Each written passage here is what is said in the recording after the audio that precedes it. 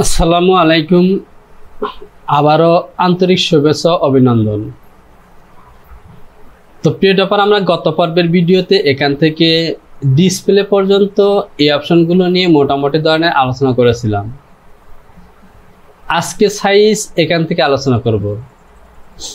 তো প্রিয় টপার, মূল কাজ শুরু করার পূর্বে আপনি যদি আমার চ্যানেলটিতে নতুন হয়ে থাকেন তাহলে চ্যানেলটিকে সাবস্ক্রাইব করুন এবং পাশে থাকা অ্যালার্ম বেলটিকে বাজিয়ে দিন। আর যদি পূর্বে থেকে সাবস্ক্রাইব করে থাকেন তাহলে অসংখ্য ধন্যবাদ। ভিডিওতে একটি লাইক দিয়ে সঙ্গে থাকুন।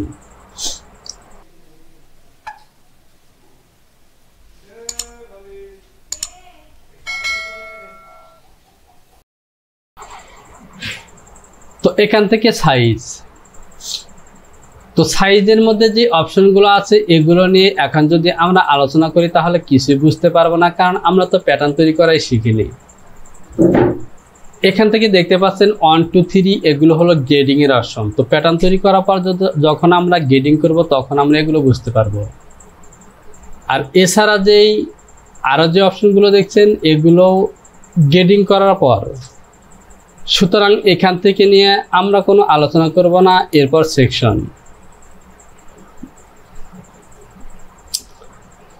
সেকশন থেকে সাধারণত আমরা যেই অপশন দুটি নিয়ে কাজ করে থাকি তা হলো ওয়াল সাইজ এবং ব্রেক সাইজ। তো এটিও গ্রেডিং এর পরের কাজ। আমরা প্যাটার্ন গ্রেডিং করার পর ধরুন এই প্যাটার্নের মধ্যে 10টি সাইজ আছে, সেখান থেকে 3টি সাইজকে গ্রেডিং আকারে দেখার জন্য এই অপশন দুটি ব্যবহার করা হয়। এছাড়া এখানে দেখতে পাচ্ছেন সিলেক্ট, ডিসিলেক্ট বা অবজেক্ট টাইপ, এগুলো সাধারণত আমরা শর্টকাট ব্যবহার করে এখান থেকে করে থাকি। যেমন আমি যদি এখান থেকে কন্ট্রোল এ পেশ করি তাহলে দেখতে পাচ্ছেন সবগুলো পিস সিলেকশন হয়ে গেছে। আবার যদি মাউস থেকে রাইট বাটন ক্লিক করি তাহলে ডিসিলেক্ট হয়ে গেছে। তো সুতরাং এগুলো আলোচনা করে আমরা কিছুই বুঝতে পারবো না, এগুলো আমরা কাজ করার সময় আস্তে আস্তে শিখব। এরপর ম্যাক্রো, একই জিনিস, লেয়ার। এই লেয়ার থেকেও আমাদের বিভিন্ন ধরনের কাজ আছে, তো সেগুলো আমরা কাজের মাধ্যমে জানব। তো আমি সাধারণত লেয়ার সম্পর্কে আমি একটু ধারণা দিয়ে রাখি। তা হলো ধরুন আমি লেয়ার অপশনটিতে ক্লিক করলাম, এখান থেকে দেখতে পাচ্ছেন প্ল্যান 22 এবং 23। তো ধরুন এই ব্লকের মধ্যে অনেকগুলো কাটিং সুইং আছে। তো সেক্ষেত্রে আমরা যদি এই প্যাটার্নের মধ্যে অনেকগুলো কাটিং সুইং নিয়ে একসাথে কাজ করি তাহলে হয়তো সঠিকভাবে আমরা লাইনগুলো বুঝতে পারবো না। সেক্ষেত্রে যদি এরকম আমরা এই ক্রিয়েট অপশনে ক্লিক করে নতুন একটি লেয়ার ক্রিয়েট করি, যেমন আমি এখান থেকে অন দিলাম, ইন্টারফেস করলাম, তো এখান থেকে দেখতে পাচ্ছেন অন নামে একটি লেয়ার তৈরি হয়ে গেছে। এখন এই লেয়ার অনের মধ্যে আমি এখানে একটি ধরুন পকেট তৈরি করলাম। এরপর আবার এখান থেকে ক্রিয়েট দিব লেয়ার 2। এরপর এখান থেকে আবারও সেখানে ফ্ল্যাপ তৈরি করলাম। এভাবে বিভিন্ন লেয়ার তৈরি করে আমরা সহজভাবে কাজগুলোকে করতে পারি। আর এখান থেকে দেখতে পাচ্ছেন রিনেম লেয়ার, আর্স, insert, display layer, colour, display, cut line, hidden object, এগুলোই একই জিনিস। কাজ করার সময় হিডেন করে রাখা, শো করা, এই কাজগুলো এখান থেকে করা হয়। তো এখান থেকে যেহেতু আমরা প্যাটার্ন তৈরি করা শিখবো, সুতরাং এগুলো নিয়ে আমরা পরে আলোচনা করব। এরপর আছে প্যারামিটার। এই জিনিসটি আমাদের জানা দরকার। আমরা যখনই কোনো প্যাটার্ন তৈরি করতে যাব তখন আমাদেরকে অবশ্যই ফাইল থেকে সিদ্ধান্ত নিতে হবে যে আমরা সেমে কাজ করব না ইঞ্চির মাপে কাজ করব। আর সেই অনুযায়ী আমাদেরকে এখান থেকে প্যারামিটার সিলেকশন করে দিতে হবে। যেমন আমরা যদি ইঞ্চির মাপে কাজ করি তাহলে আমরা প্যারামিটার থেকে লেন্থ ইঞ্চে চলে যাব এবং এখান থেকে ইঞ্চি সিলেকশন করে দেব। আর ইঞ্চির এখানে 3টি অপশন আছে, inch and 60, inch and 32, inch and 10। আপনি যে কোনো একটি অপশন সিলেকশন করে কাজ করতে পারেন। আমি সাধারণত ইঞ্চি অ্যান্ড 10 এই অপশনটি সিলেকশন করে কাজ করে থাকি। এরপর এখান থেকে অ্যাঙ্গেল ইউনিট, এই অ্যাঙ্গেল ইউনিট আপনি সেট করে দিবেন। এরিয়া ইউনিট, এরিয়া সেট করবেন এবং এখান থেকে স্কেল ইউনিট, তো স্কেল ইউনিট থেকে এখানে দেখতে পাচ্ছেন পার্সেন্টেজ স্কেল সিলেকশন করা আছে। যদি এই অপশনটি সিলেকশন আমরা না রাখি তাহলে ধরুন আমরা পিসের মধ্যে সিঙ্কেজ দেব, সেটি কিন্তু দিতে পারবো না। তো আমরা যখন রানিংয়ে প্যাটার্ন তৈরি করব তখন আমরা এগুলো শিখব। এছাড়া দেখতে পাচ্ছেন এখান থেকে অটোমেটিক্সে ক্লিক প্রেশন, এগুলো তেমন কোনো প্রয়োজন নেই।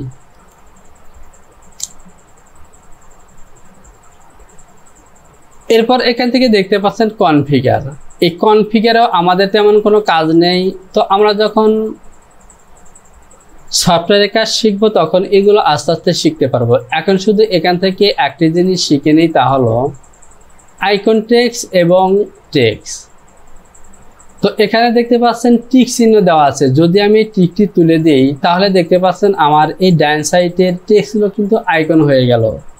আপনি যদি আইকন দিয়ে কাজ করা পছন্দ করেন তাহলে এখান থেকে এই আইকন টেক্সটের টিকটি উঠিয়ে দিবেন।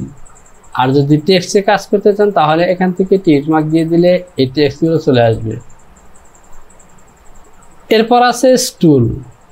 তো প্রিয় ব্যাপার, এখান থেকে স্টুলের 1 2 3 এগুলো ব্যবহার করে আমরা এই লেখটা মডালিসের বিভিন্ন অপশন সম্পর্কে ধারণা নিতে পারি। তো এগুলো এখন আমাদের প্রয়োজন নেই।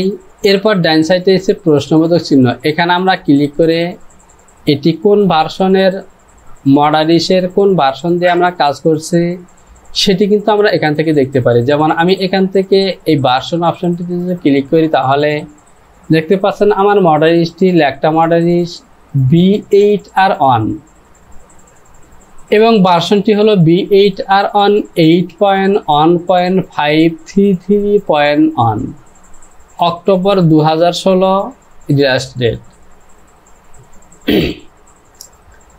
এরপর এখান থেকে আরো দেখতে পাচ্ছেন হেল্প, সামারি, কারেন্ট হেল্প। এগুলো আপনি অনলাইন থেকে এখান থেকে সফটওয়্যার সম্পর্কে হেল্প নেওয়ার জন্য এখান থেকে আপনারা হেল্প নিতে পারবেন। তো প্রিয় ব্যাপার, এখান থেকে আসলে প্যাটার্ন তৈরি করার জন্য এই যে যতগুলো অপশন দেখতে পাচ্ছেন আসলে সবগুলো অপশন কিন্তু আমাদের প্রয়োজন নেই।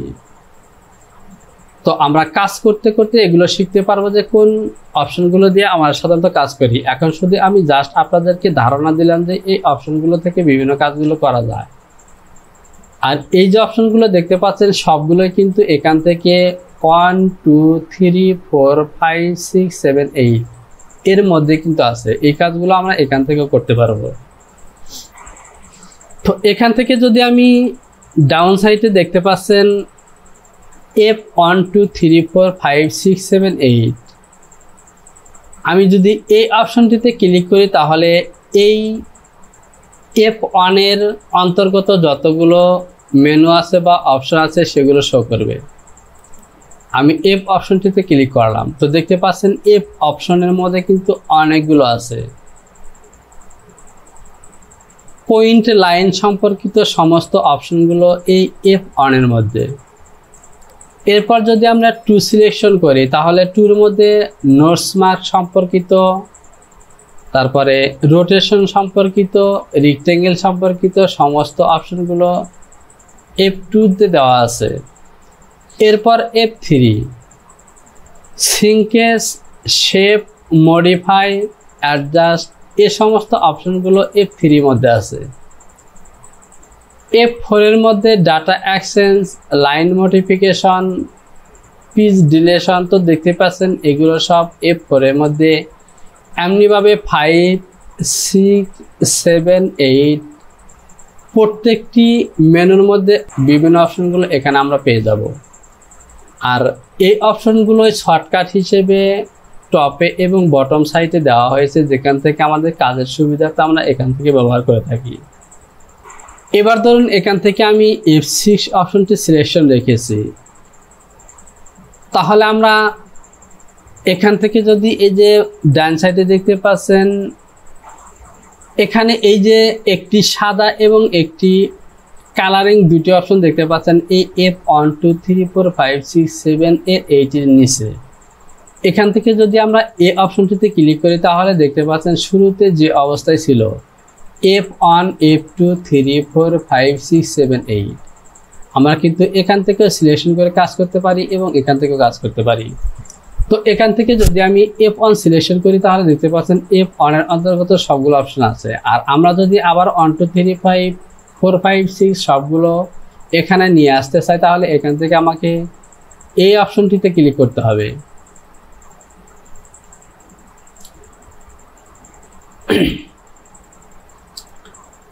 আর এই যে বাম সাইডে F1 লেখা আছে মাইনাস চিহ্ন দিয়ে, এখান থেকে আমরা ল্যাকটা মডেলের 3Dর কিছু কাজ আছে যেগুলো আমরা এখান থেকে করতে পারবো।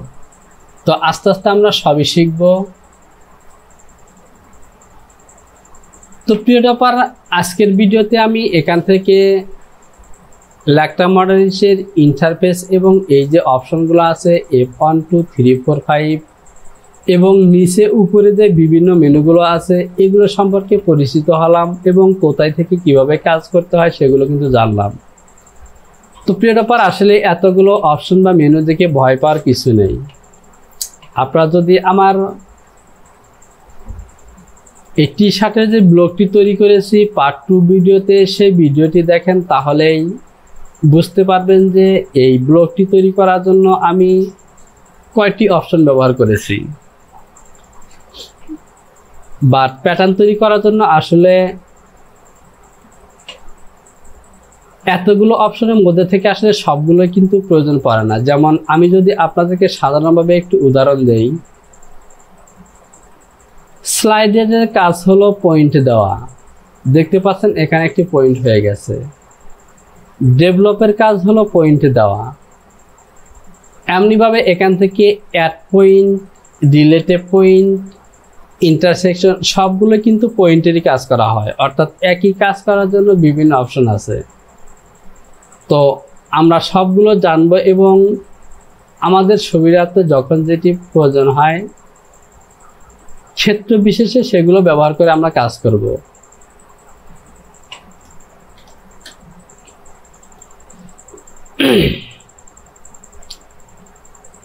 তো প্রিয় টপার, আজকের ভিডিওটি আমি এ পর্যন্তই। তো প্রিয় টপার, আজকের ভিডিওটিকে আমি এখানে শেষ করলাম। পরবর্তী ভিডিওতে আমি মূল কাজ শুরু করব, অর্থাৎ এখান থেকে F1 2 3 4 5 6 7 8 এখান থেকে এই মেনুগুলো নিয়ে বিস্তারিত আলোচনা করব। যেমন F1 এর মধ্যে থাকা সবগুলো পয়েন্ট কোনটি দিয়ে কি কাজ করতে হয় তা আমরা জানব। এরপর F2 থেকে কোন অপশন দিয়ে বা কোন মেনু দিয়ে কিভাবে কাজ করা হয় সেগুলো আমরা জানব। তো প্রিয় টপার, আপনি যদি আমার চ্যানেলটিতে এখনো সাবস্ক্রাইব না করে থাকেন তাহলে সাবস্ক্রাইব করুন এবং অ্যালার্ম বেলটিকে বাজিয়ে রাখুন যাতে নতুন কোনো ভিডিও আপলোড করা মাত্র নোটিফিকেশনটি পেয়ে যান। শীঘ্রই চলে আসবো পরবর্তী টিউটোরিয়াল নিয়ে। সে পর্যন্ত ভালো থাকুন, সবার জন্য রইল শুভকামনা। আল্লাহ হাফেজ।